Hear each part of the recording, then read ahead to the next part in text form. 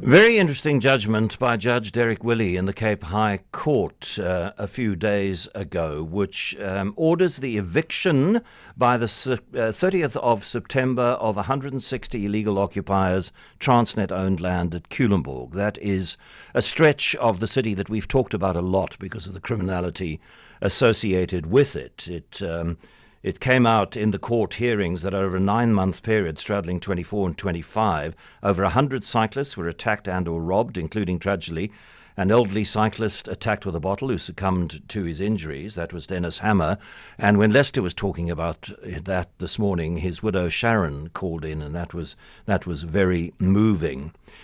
Dozens of arrests effected for a myriad of crimes. Security in the area so bad, says a legal opinion I've read from lawyers at Worksman's attorneys, that when the legal teams and Judge Willey inspected the area, the security team that accompanied the group refused to take them into certain portions of that area as their safety could not be guaranteed.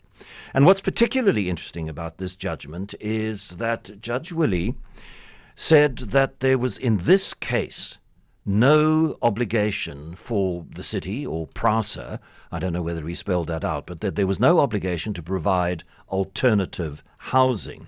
He found that an eviction is not inherently unjust or inequitable simply because there is no emergency housing. The unlawful occupiers gave themselves preferential treatment by unlawfully seizing the land, contrary to the rule of law, where such self-help was not sustainable in terms of our constitution. This, said Judge Willey, deprived Transnet of its constitutionally protected property rights. Lester was speaking to an attorney from Indifunu Ukwazi this morning who was very upset about the judgment, and people I know in the legal world tell me that they are almost certain that it is going to be appealed because it takes the law in a new direction. The Mayor of Cape Town, Geordin Hill-Lewis, joins us now. Geordin, good afternoon. It was PRASA land, but the city was a respondent in the case.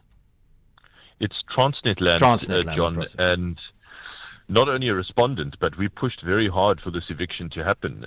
We insisted that Transnet take action to restore this land because of the level of criminality along the N1, this portion of the N1, and that previously much used cycling lane. So we really were very involved in pushing Transnet to get this underway. But because it was not our land, we could not initiate the eviction ourselves. And we're grateful that Transnet eventually did do it. And I think it is absolutely a groundbreaking judgment, which we warmly welcome. I think it signals the restoration of some modicum of common sense in these important eviction matters. And there is the chance, once the 160, whatever it is, are gone, that the area will become safer again. Because it really has been. I mean, I've spoken to J.P. Smith, your colleague, about this many times. It really has been a bad area to go past. Yes, but not only the chance that we will act to secure that site very quickly, and you know, even if that means, like we are doing along the N2, even if it means that we must do some of those interventions at our expense, it is worth it if it delivers significant public good and public safety. So we will make sure that site is secured. We can then move in and clean up that cycling lane and secure that cycling lane properly, fix the infrastructure and the lights and so on. So it will be a really, really positive thing for the whole city once it is done. And we put up all of that evidence. It was meticulously documented in the court papers, all of the evidence of criminality that we have experienced. We put up videos from our CCTV footage of people being robbed along that route, of vehicles being broken into as they stand in the traffic. So the evidence was comprehensive of how that has become really an absolute hotbed of crime and criminality. And then other parts of the judgment, Geordin, just trying to find it. The court considered the complex burden placed on the municipality when assessing a multitude of factors to determine if there is any available land for the purposes of emergency housing, the transparent and lawful management of such property resources, while bearing in mind Many people on long waiting lists for affordable property. It would be unfair for the unlawful occupiers to be allowed to jump the housing queue at the expense of lawful affordable housing requests. Absolutely. Budgetary constraints, shortage of resources, national funding for emergency housing has been severely restricted, which means the municipality bears the burden of funding emergency housing.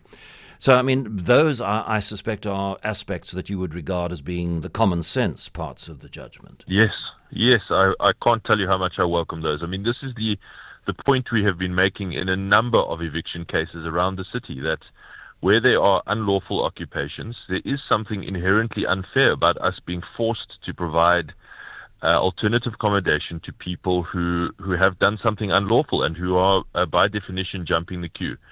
And why we have said to those organizations, in particular in Ndufana Ukwazi, who keep insisting on this and opposing all of these actions, that is not in the best interest of the general welfare of the city at all, and why that is not, it's wrong-headed action.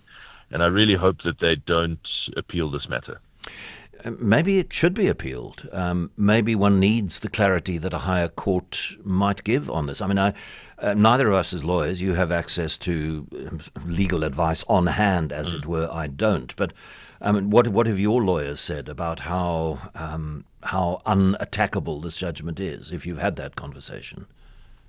Yes, we certainly have. I mean, for the longest time, most judgments have very strongly erred in favor of there being an absolute requirement on the state to provide, and mainly the city, to provide alternative accommodation for unlawful occupations when there's an eviction. And that has been the kind of standard requirement for the longest time. But that's not actually what it says in the law. That has been the precedent established by judges who have taken a increasingly kind of, I don't know what maybe a kind of activist approach to what the responsibilities of the city and the state are.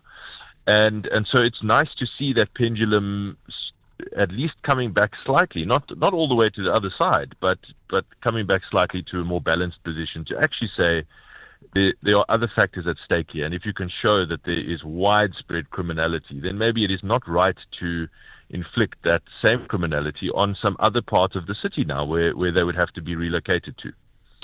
And he also said that if you are from somewhere else in Africa and not legally in South Africa, Yes. then that further removes any right you might have to emergency housing.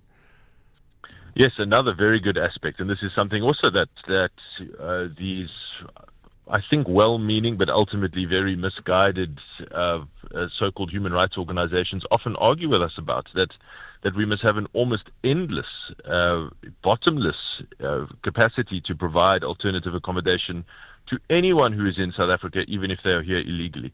And that simply is just not common sense. That cannot be the case. We would spend most of the city's resources doing that and little else. Jordan Neal-Lewis, the Mayor of Cape Town, thank you very much.